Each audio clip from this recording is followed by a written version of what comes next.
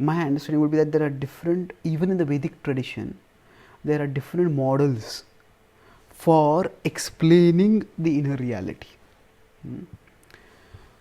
So, even with respect to theories of matter, there is Sankhya and there is Vaisheshika. Correct. So now Vaisheshika is basically we could say the atomic theory of matter.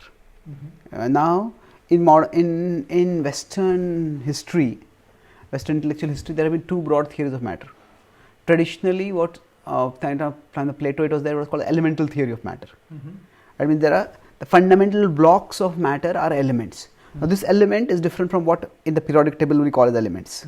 They're simply material components. But then for various reasons that theory was not accepted, and now the current view of matter is of atomic theory of matter, where we may have various things which appear as elements to us, but if we go further down, those elements are made of atoms. Now, of course, you can go further down and subatomic particles are there. Quantum physics says everything is waves. So it's not necessarily that the atomic theory of matter is necessarily the complete or the accurate description of reality. But that is one model which has been mainstream accepted. So now so in the Vedic tradition also there is the Sankhya which talks about the elemental theory of matter, and Vaisheshika which talks about the atomic theory of matter. So these two, how exactly they have to be reconciled, that's a whole different universe. So just as there are two different theories of matter within the Vedic tradition, so I would say with respect to understanding of subtle body also, there are different models. So the Bhagavatam and the Bhagavad Gita, they derive, if you consider these six systems of philosophy existed in the past also. Now we could look at scriptures from a transcendental perspective, that everything is by the plan of the Lord. But you could also look at scripture from a historical perspective, in the sense that when Shukadeva Goswami spoke the Bhagavatam, at that time there were already certain schools of thought that were present, and Parikshit Maharaj knew many of them. So now Shukadeva Goswami presents all of them, all the existing schools of thought, or at least major sections of them, in a devotional context, with a devotional theistic worldview. So the Bhagavatam primarily draws on Sankhya. It doesn't draw so much on the Vaisheshika. So within this in the Sankhya model, the Karana Sharira is not talked about so much. Correct. So it's just like in Ayurveda you have digestive fire. In allopathy there is no concept of digestive fire.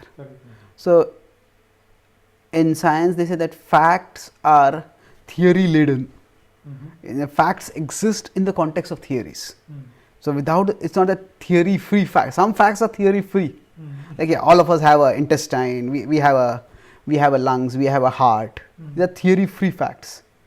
But that health is because of the balance of kapha vata pitta, or health is because of the balance of certain homeostasis or biochemical balances in the world.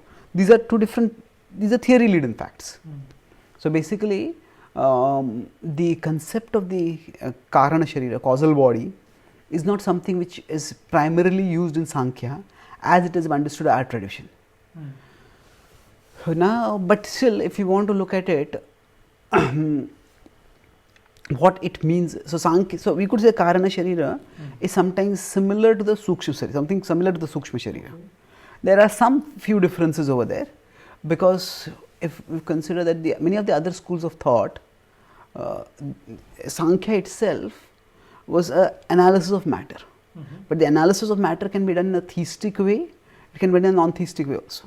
So basically in the Indian tradition there are three systems of Sankhya. They call it 24 Sankhya, 25 Sankhya and 26 Sankhya. 24 Sankhya is materialistic Sankhya. You just analyze matter and that's all that exists. 25 Sankhya is that you could say monistic Sankhya. There is matter and there is consciousness. The Bhagavatam Sankhya is 26 Sankhya. There is matter, there is finite consciousness and there is infinite consciousness. So similarly with respect to the Karana, so the Karana Sharira refers to now this could be explained in a theistic way also, but if you consider say Buddhism does not accept the existence of any Ishvara, any God. But then what fuels transmigration? So they say that all impressions are stored in the subtle body, or whatever word, the word may be different, and those impressions are what cause the next body to take place. But we also say the same thing, but we say that it is under divine supervision. But they say that those impressions themselves are the cause.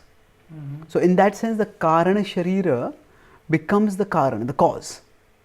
So if we consider that it is one cause, but there is also the supreme cause. If you see that in that context, then the Karana Sharira and Sukshma Sharira can be, in some models, be seen as same. But in the Sukshma Sharira, the emphasis is on the subtlety.